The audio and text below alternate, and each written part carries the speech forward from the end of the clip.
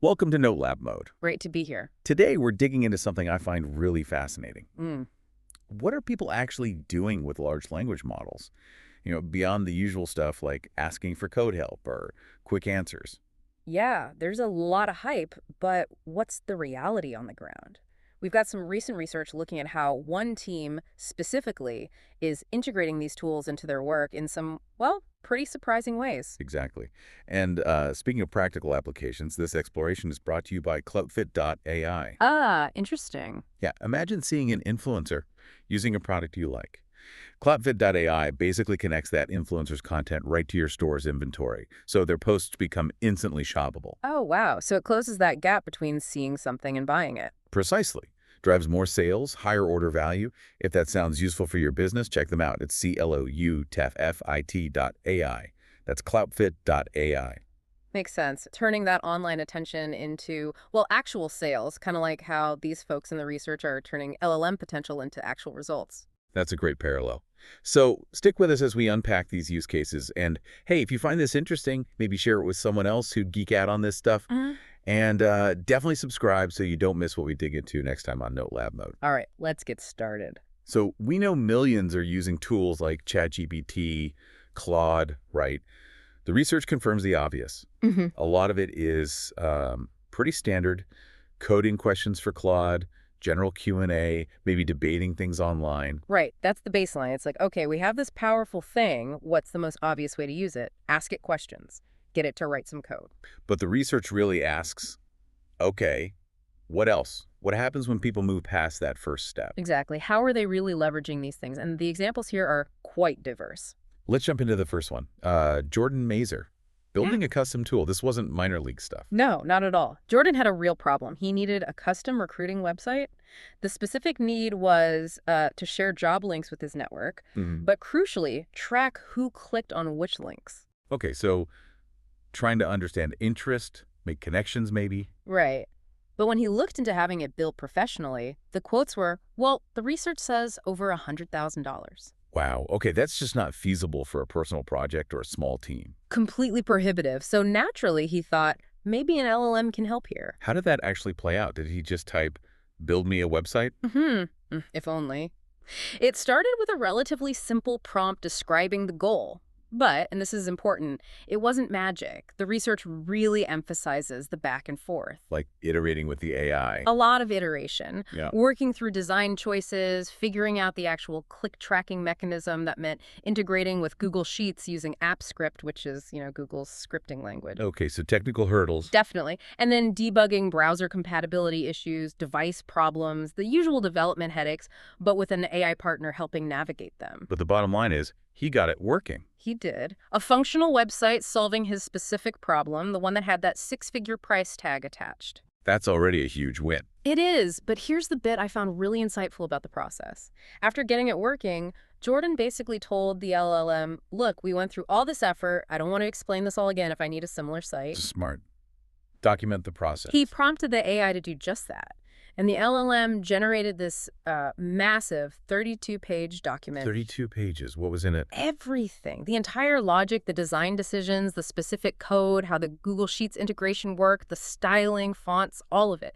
It was a complete blueprint created by the AI about the thing they built together. Whoa. Yeah, whoa is right.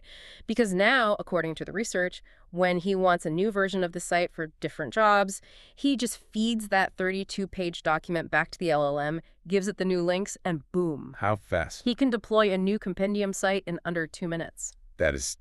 That's transformative, from impossible to 2 minutes. It really shows the LLM moving beyond just writing code to being a partner in capturing and reusing development knowledge. It's about operationalizing the process. So for you listening, maybe think about this. Is there some custom tool or system you need, something that felt way too complex or expensive before? Could an LLM be the starting point? Not just to build V1, but to help you document it so you can iterate faster later. It seriously lowers the barrier for building custom digital things. Okay, let's shift gears. From building tools to accelerating learning. Tom Hammer's approach. Yeah, this was really interesting. Tom's goal was to Basically get up to speed on a lot of classic works, fill those knowledge gaps we all feel we have in literature, philosophy, economics, that kind of thing. We've all got that reading list we never get to. Exactly. So he used LLMs, GPT-4 Mini, and Gemini 2.5 Deep Research specifically to get condensed analyses of about 100 classic books, text you'd find in, like, elite university courses. The idea was to get a solid grasp in about 15 minutes per book. Okay, summaries are useful. But the research mentioned a key unlock. What was that? It was a follow-up prompt he added.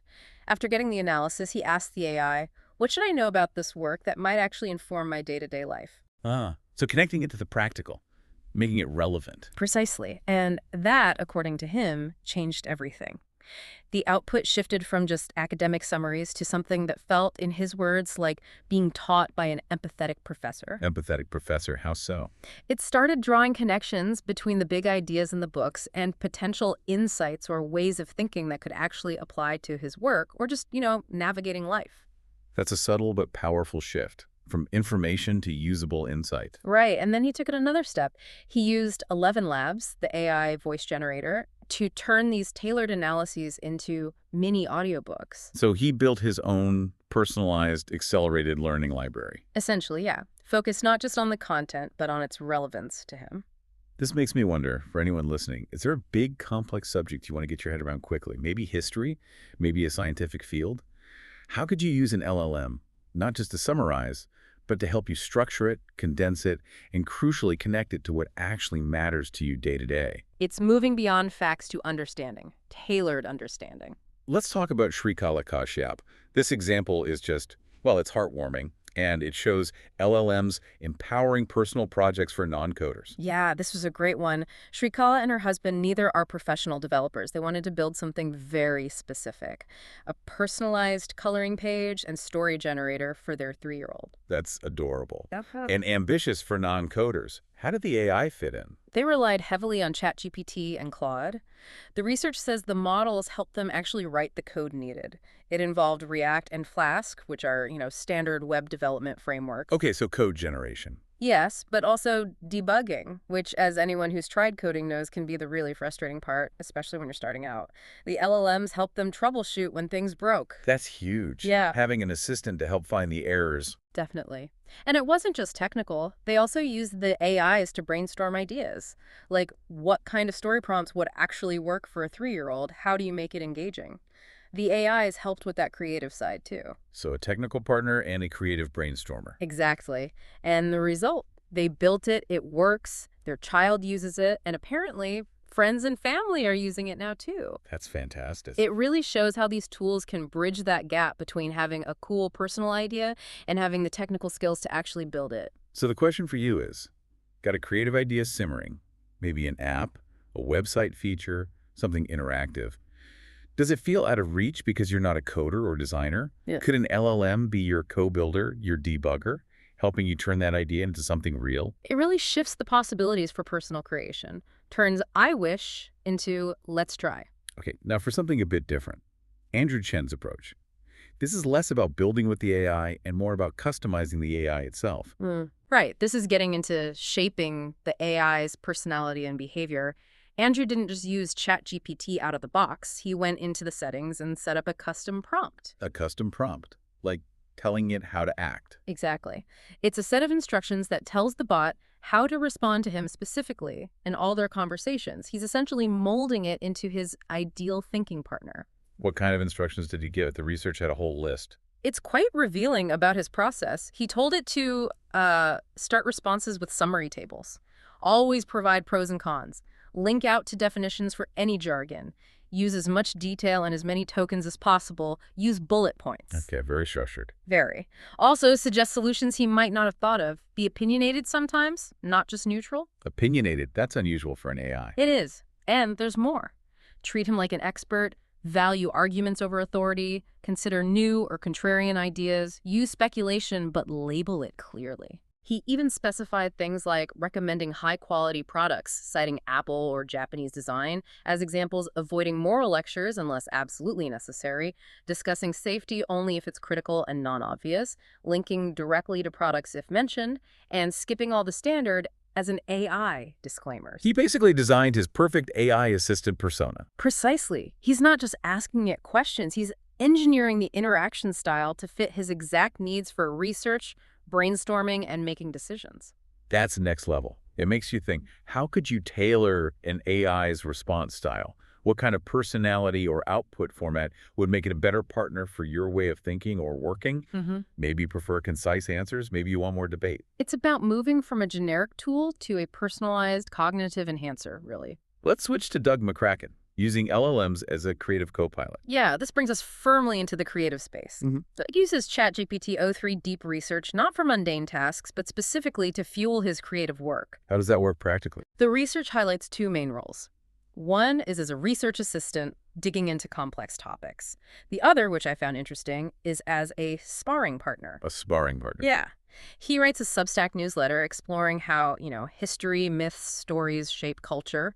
He uses the AI to help him develop these themes, explore different angles, and even challenge his own thinking, like bouncing ideas off someone to make them stronger. So it helps him refine his arguments and perspectives. Exactly. Yeah. And it's not just for writing. He's apparently using it as part of a project to create a short film this summer, alongside other AI filmmaking tools.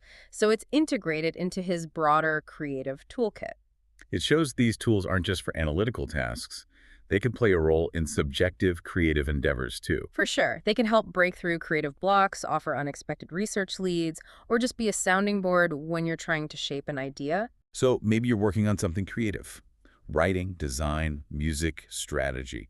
Could an AI act as your always-on research assistant or thought partner? Could it help you brainstorm, overcome hurdles, or just explore different angles on your project? It's about integrating AI into the creative workflow itself. Okay, let's get practical again. Marigold Vu and automating repetitive tasks. This is where AI can just give you back time. Oh, absolutely. This is a classic efficiency win. Marigold's task was sending out personalized event invitations. Doing it manually is super tedious, but just BCCing everyone feels impersonal. The classic event invite dilemma. Right. So she used ChatGPT 4.0, but not just to write the email, she had it write a custom script for Google Sheets. A script, what did it do? It pulled guest names from her spreadsheet and then sent out personalized emails in batches using each person's name. Simple but effective personalization at scale. Did the AI just give her the code? The research notes it was more collaborative. The LLM apparently walked her through testing the script, tweaking it, making sure it worked correctly before she used it for real. That guidance is key, isn't it? Especially if you're not a coder. Totally. So she turned this time-consuming admin chore into an automated process. It's a perfect example of using AI to just get rid of grunt work. Makes you think, what's that repetitive administrative task you do? Formatting data, sending similar emails, managing lists. Could an LLM help you write a simple script or set up an automation, even if you're not technical? The AI can guide you through it. This is where AI delivers that immediate, tangible, I got my time back kind of value. All right, let's look at Ryan Rigney.